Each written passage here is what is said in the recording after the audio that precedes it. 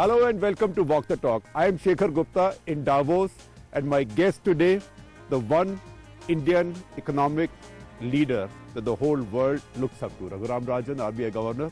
Morning. Welcome to Walk the Talk, and thank you very much for choosing the coldest morning of this web. Yes, it is very cold. Very cold. I think when the sun comes out here a little bit, it gets really cold. That's right. And the mood's also a little bit chill this time. I mean, I know it's an old metaphor for Davos, but it is. Well, the markets have been very volatile, and of course today they seem to be picking back up. But I think what we have really is a world economy where central banks have pumped up market prices quite a bit. And I don't think markets really know what the true level of fundamentals is. So they're trying to find a level. And every time some news comes up which can possibly cause economic worries, there are jitters, there's volatility. Today it is what's happening in China, whether China is going to depreciate, what's happening with the oil price, whether the oil funds are going to withdraw their money from markets. Tomorrow it could be something else. I think until we have more stability, partly as monetary policy becomes more normal, I think we may have this volatility. So because we don't know how we got to the top, that we are afraid of being there. No, we pumped ourselves up to the top, I would say. It's not the markets don't know. I mean, that's what you are saying. Exactly. The markets don't know what the right level is. The hope amongst a lot of policymakers is you've pumped stock prices up. Now we elevate economic activity so they match the level of stock prices. But that's a big hope, whether we can actually do that. So economic activity hasn't kept pace, and of course there are concerns about China slowing right now, other emerging markets slowing. Brazil is now in deep recession. So these are issues that the market is worried about. So I heard your lecture with Dr. Kurian's portrait in the background. Absolutely. Strong lecture on exactly this. And I think the point that you made, which gets me in the guts as a non-economist, taxpayer and borrower, is that an individual can today borrow at a much lower rate, 300 basis points lower than a corporation or somebody producing power. Yes. So how did we get ourselves into that jam? You're absolutely right. That's a point that needs to be made, that there are two components to interest rates. One is the risk-free policy rate that we set. Right. And the other is the risk premium that people demand to lend. And if somebody says they're borrowing at 13 and 14% from their bank, today with the policy rate at 6.75, that means that there is about 6.5 percentage points of risk premium that people are asking from these people to lend. And that comes when the banks distrust you. When the policy that you follow is in good times, you take the upside, you take all the equity. But in bad times, you go to the bank and say, how much are you going to cut your haircut? What haircut are you going to take? Which I now call Mundan. Mundan, exactly. The Mundan. It's a tonsuring, yes. And you go to them and you say, look, I know I have to pay you. Sometimes I even know that you have pledges against my assets. Right. But try me in court and I'll see you 10 years later. Right. And so, why don't you take a one-time settlement of... And meanwhile, if you go after me, other stuff will leak. Maybe CBI will go after you as well. Well, I'm not sure about that side of the thread. But what I'm saying is the system has been geared towards favoring those who have the ability to work the courts, etc. Right. Well, we've also made some laws fairly stringent, such as SURFACE. Yes. So that with the small guy, the small businessman... I see these full-page ads in newspapers, people whose properties are being auctioned, and they're usually small shopkeepers or small house builders. Exactly. So we have a very powerful system against them, and sometimes there's bank inefficiency in the process, etc. And I get letters every so often from these small businessmen saying my property was seized, but the value of the property was significantly more than the loan I had taken, etc. Right. So they're heart-rending letters. At the same time, these laws are so stringent because we are trying to get back from I know cases of suicides in mining industry because mining shut down. Yeah. So small town contractors who had just borrowed to buy 2 JCBs Yes. and now can't repay. Yes. And being repossessed and exposed to shame. No. So this is the problem with debt, right?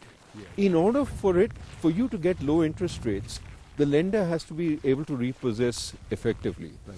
So I don't think the answer is softening the debt contract, but making it work effectively for the large people. For the big guy. Now, for the small guy, we need to find ways of dealing with these problems that don't shut down businesses automatically. Right. That perhaps we can work out with the entrepreneur who has some prospects and without killing the business. That is something we need to think about. But broadly, I think the clamor for lower interest rates should also be how can we fix our own house? Right. To make sure that large entrepreneurs repay on time when they get into trouble. This leakage of credit. Exactly. And I think this is something that we've been trying to work on. So are you going to do more on this? Well, of course, the government has come up with this bankruptcy code, which I think will make a big difference. Right. Because in many other countries, it's the threat of taking the borrower to bankruptcy, which is what causes him to deal with the bank outside. It has to pass through our parliament. It certainly has, and there is some way to go. Also, the judicial system has to set up the right sort of tribunals and so on. But I think that will make a big difference. I think we ourselves at the Reserve Bank have been creating processes for the banks to try and recover their money. Now what we're doing is pushing them to be more firm in their dealings with the borrowers and in cleaning up the balance sheets, with the idea that the idea is not to shut down firms, but to put them back on track, to put the projects into an earning mode so that they can repay the banks, so that the ultimate owner of the banks, the taxpayer, gets his money back. So Raghu, just as the Americans used to say in 2008 during the crisis, too big to fail. Yes. We have borrowers who are too big to repossess. Well, we're trying to change that. We're trying to change that. Must change. Absolutely, and I think what we do. Look, let me emphasize that this is not about big business. This is not about successful businessmen, businesswomen, rich people. This is not a Robin Hood issue. Right. This is an issue about the wrongdoers amongst that community who, as you said earlier, raised the cost of borrowing for everybody. Right.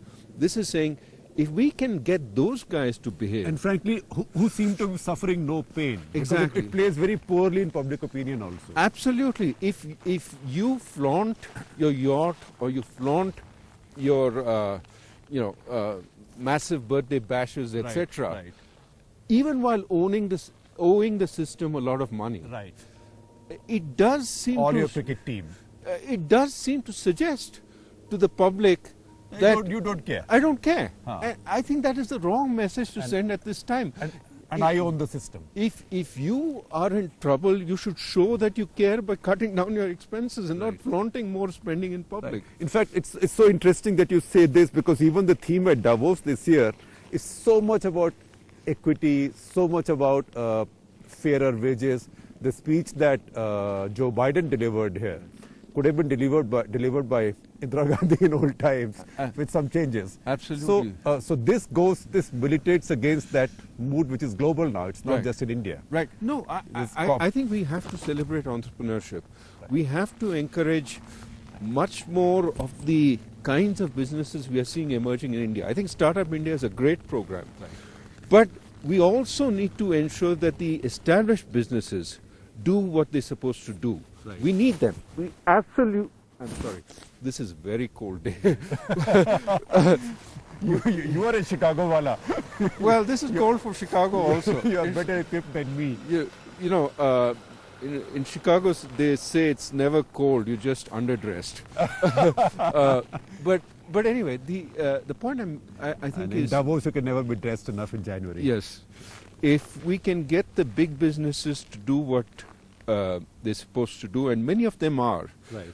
But the guys who are not behaving, if they can behave, I think they, coupled with all the young entrepreneurs who are coming on stream, we have a world-class system. So if you can fix some of this is the key to reducing real interest rates, isn't it? Absolutely, absolutely. I think if you can reduce the premium, the risk-free rate will come down as inflation comes down. Right. That is our endeavor. Right. I've always said the point is not to hold back business, but to create a sustainable environment where with inflation low, Right. the saver, the person who keeps writing to me every day, "Apne interest rate kyun kaata hai? Why have you brought it down 200 basis points, Right. 125 basis Right. points?" And I tell them, you're actually better off today than you were earlier. Right. Earlier you used to get 9% interest rate, Right. but inflation was 11%. So your principal Right. was actually reducing in value. You Right. got the income, Huh. but your principal was deteriorating in value by Losing 11% value, every yes, year. yes. You didn't notice that. Right. Today you get 7% as interest rate, Right. but inflation is 5.5%. Right. So your principal is not eroding. Right. You're actually getting interest rate over and above the Or rate you of have to be inflation. built like this one, so you don't have to. That's nice. Yeah. He's got socks on. He's got socks. Yes, even he needs socks or mittens, whatever he might call He's them. got shoes. He's got shoes. Hi. So even if you need shoes, it's really cold. So, Raghu, what's your? And we know your diagnosis now for the world and for India. What's your treatment for the world and for India? Well, the treatment for the world, I think, is central banks have to say, okay, we've done enough. Let's now let things normalize. And I think this is important because as central banks do more, they're putting pressure on other central banks to join them. Right. You've seen the Chinese Right. basically talk about, at least send the signal they may be depreciating the renminbi. I think part of the reason for that is they see the euro depreciating against the dollar, they see the yen depreciating against the dollar, and they say, why not us? And as you know, I've been making this statement again and again. We're not into the business of depreciating the rupee. Right. But we do feel the pain when the euro depreciates against us. Right, absolutely. Or the yen depreciates because our exports are less. Yes. So we need a more predictable world where exchange rates are not the method by which we generate And you don't growth. lose your sleep over how much did the rupee open at this morning. Not just now, because I think we're in a fairly good position. And we have fairly good people monitoring all the time. Of course, I do look at it, but I don't lose sleep over it.